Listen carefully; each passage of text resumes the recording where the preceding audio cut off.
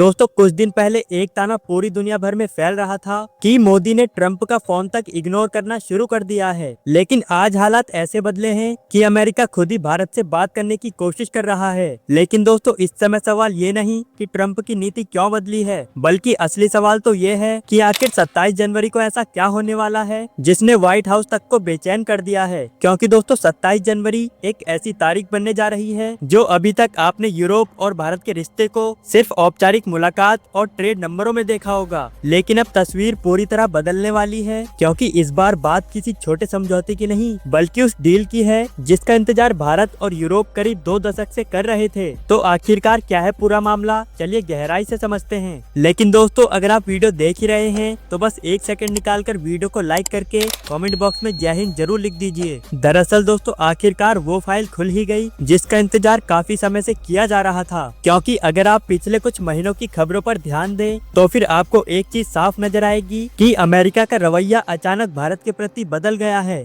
असल में 27 जनवरी वो दिन है जब यूरोपियन यूनियन की सबसे ताकतवर महिला नेता उर्सुला अपनी पूरी टीम के साथ भारत आने वाली है। और ये कोई सामान्य यात्रा नहीं है बल्कि ये एक ऐसा कदम है जो भारत की आर्थिक और रणनीतिक हैसियत को एक नए स्तर पर ले जाने वाला है। क्योंकि ये वही फ्री ट्रेड एग्रीमेंट है जिसकी फाइलें पिछले 19 सालों से बातचीत के टेबल पर घूम रही थी और जिसे कभी संभव नहीं माना गया था। दोस्तों जरा सोचिए, डील अभी कंफर्म भी नहीं हुई लेकिन उसका असर अभी से दिखने भी लगा है। क्योंकि साल 2007 में जब पहली बार भारत और यूरोप के बीच इस समझौते की बातचीत शुरू हुई थी तब भारत की स्थिति आज जैसी नहीं थी। क्योंकि उस समय भारत एक बड़ा बाजार जरूर था लेकिन शर्तें तय करने वाला खिलाड़ी नहीं था। बातचीत के हर दौर में यूरोप अपनी शर्तें रखता था और भारत को एडजस्ट करना पड़ता था, जिससे कभी ऑटोमोबाइल सेक्टर में अड़चन आई, कभी फार्मा इंडस्ट्री पर, और फिर मामला इतना उलझ गया कि साल 2013 के बाद बातचीत पूरी तरह से ठंडी पड़ गई। लेकिन अब समय आ चुका है और 2022 के बाद भारत की सोच में भी बड़ा बदलाव आया है। क्योंकि भारत ने साफ शब्दों में कह दिया है कि समझौता होगा लेकिन बराबरी का होगा। और सबसे अहम बात तो ये है कि भारत अपने किसानों और अपने छोटे उद्योगों और अपनी संप्रभुता से कोई समझौता नहीं करेगा। ये वही मोड़ था जहाँ यूरोप को पहली बार एहसास हुआ कि अब सामने आने वाला भारत वो भारत नहीं रहा जो सिर्फ मार्केट एक्सेस के नाम पर सब कुछ खोल देता था। क्योंकि आज हालात ऐसे हैं कि यूरोप खुद भारत के दरवाजे पर है और 27 जनवरी इसी बदले हुए पावर बैलेंस का सबसे बड़ा सबूत बनने वाली है। क्योंकि यूरोपियन यूनियन की पूरी लीडरशिप भारत आ रही है और ये डील सिर्फ व्यापार की नहीं बल्कि भरोसे की भी है। और यूरोप जानता है कि आने वाले दशकों में अगर उसे आर्थिक मजबूती चाहिए तो फिर भारत को नजरअंदाज करना बेकार होगा। और इसलिए इस समझौते की सबसे बड़ी और ऐतिहासिक बात यह है कि भारत ने कृषि क्षेत्र को इस डील से बाहर रखवाया है। दोस्तों ये कोई छोटी मोटी बात नहीं है बल्कि पूरे यूरोपियन यूनियन के लिए एग्रीकल्चर हमेशा से एक रेड लाइन था। लेकिन इस बार पहली बार ऐसा हुआ है जब किसी देश ने साफ मना कर दिया और यूरोप को ये शर्त माननी पड़ी। और इसका मतलब सीधा ये है कि यूरोप के सस्ते कृषि उत्पाद भारत के किसानों की कमर नहीं तोड़ पाएंगे। न एमएसपी से समझौता होगा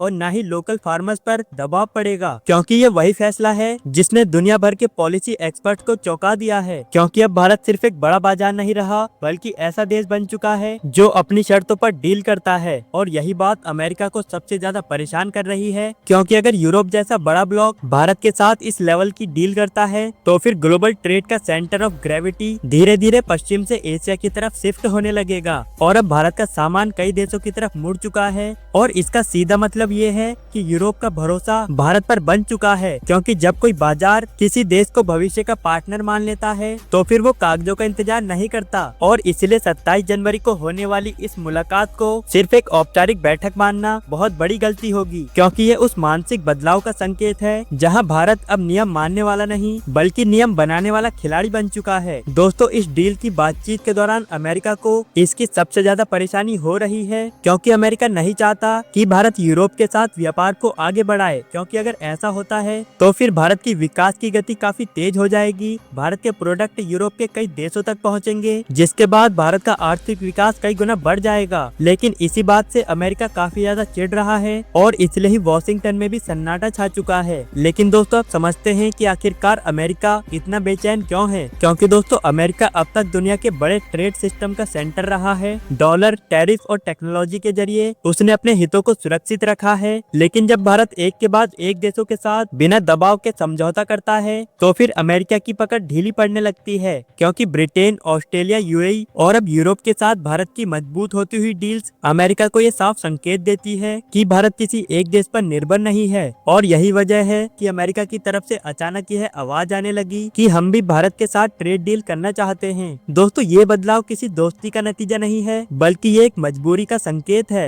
क्योंकि अमेरिका भी जानता है कि अगर उसने ज्यादा नखरे दिखाए तो फिर भारत के पास कई विकल्प मौजूद हैं और यही भारत की सबसे बड़ी ताकत बन चुके हैं। क्योंकि अगर यह डील फाइनल होगी तो फिर इसका असर भारत की इंडस्ट्री, रोजगार और इकोनॉमी पर पड़ेगा। टेक्सटाइल से लेकर इंजीनियर सेक्टर तक हर सेक्टर में टैक्स या तो पूरी तरह खत्म हो जाएंगे या फिर बहुत कम हो जाएंगे। और एक्सपर्ट्स का मानना है कि आने वाले कुछ सालों में भारत और यूरोप के बीच ट्रेड 150 से 160 बिलियन यूरो के आंकड़ों को पार कर सकता है। क्योंकि अक्सर बड़ी डील का असर तुरंत नहीं बल्कि धीरे धीरे दिखता है, लेकिन इस बार हालात कुछ अलग हैं। क्योंकि दोस्तों, 27 जनवरी के बाद जो बदलाव आएगा वो सिर्फ आंकड़ों तक सीमित नहीं रहेगा, बल्कि इसका असर आम लोगों की जिंदगी, नौकरियों और भारत की अंतर्राष्ट्रीय छवि पर भी साफ दिखाई देगा। दरअसल आज तक भारत को दुनिया के सबसे सस्ते मैन्युफैक्चरिंग हब के तौर पर देखती थी, लेकिन यूरोप के साथ होने वाली ये डील भारत को वैल्यू चेन के भी ऊपरी स्तर पर ले जाने वाली है। आज यूरोप की सबसे बड़ी जरूरत इस समय भरोसेमंद सप्लाई चेन है, क्योंकि यूक्रेन युद्ध और चीन की बढ़ती निर्भरता ने यूरोप को ये सिखा दिया है कि सस्ता होना ही सब कुछ नहीं होता, बल्कि भरोसेमंद पार्टनर का होना भी जरूरी है। और भारत भी इसी की भूमिका निभाता है, क्योंकि दोस्तों, इस समझौते के बाद यूरोप की कई बड़ी कंपनियां भारत में सीधे निवेश बढ़ाने की तैयारी में है। और इसका सीधा मतलब ये है कि नए रोजगार, बेहतर टेक्नोलॉजी और स्किल डेवलपमेंट में भी ये सिर्फ एक्सपोर्ट बढ़ाने की कहानी नहीं है, बल्कि भारत को ग्लोबल प्रोडक्शन नेटवर्क का अहम हिस्सा बनाने की प्रक्रिया है। और सबसे जरूरी बात यह है कि भारत ने इस बार जल्दबाजी नहीं दिखाई, क्योंकि भारत ने ये समझा कि अगर दबाव में आकर डील को साइन किया गया तो फिर उसका काफी बड़ा नुकसान हो सकता है। और यूरोप को भी यह एहसास हो चुका है कि भारत के बिना उसकी रणनीति अधूरी है, क्योंकि अमेरिका पर पूरी तरह से निर्भर रहना अब खतरे से खाली नहीं होगा। और ऐसे में ही भारत एक पावर बैलेंस बनकर निकला है, क्योंकि दोस्तों, 27 जनवरी की यह मुलाकात सिर्फ ट्रेड की नहीं बल्कि जियोपॉलिटिक्स से भी जुड़ी हुई है। और इस डील का एक छुपा हुआ असर ये भी होगा कि भारत की बातचीत की ताकत बाकी देशों के सामने भी बढ़ेगी, क्योंकि जब कोई देश देखता है कि यूरोपियन यूनियन जैसी बड़ी ताकत भारत की शर्तों पर डील कर रही है, तो फिर बाकी देश भी भारत को हल्के में लेने से पहले कई बार सोचेंगे। और यह एक तरह से भारत का सॉफ्ट पावर बूस्ट है, जो बिना किसी बयानबाजी के काम करता है। लेकिन इससे भी ज्यादा जरूरी ये बात है कि यह डील भारत के आत्मविश्वास को दर्शाती है, क्योंकि ये उस भारत की कहानी है जिसने 19 साल का इंतजार किया लेकिन अपनी शर्तों से पीछे नहीं हटा। दोस्तों, 27 जनवरी सिर्फ एक तारीख नहीं, यह उस बदलाव की कहानी है जहां पर भारत ने यह दुनिया को दिखा दिया है कि आर्थिक ताकत सिर्फ पैसों से नहीं आती बल्कि नीति और आत्मसम्मान से आती है। बाकी अब सवाल ये है, क्या यह डील भारत को नई ऊंचाई पर ले जाएगी? अपनी राय कमेंट बॉक्स में जरूर बताइए। तब तक के लिए जय हिंद, जय भारत।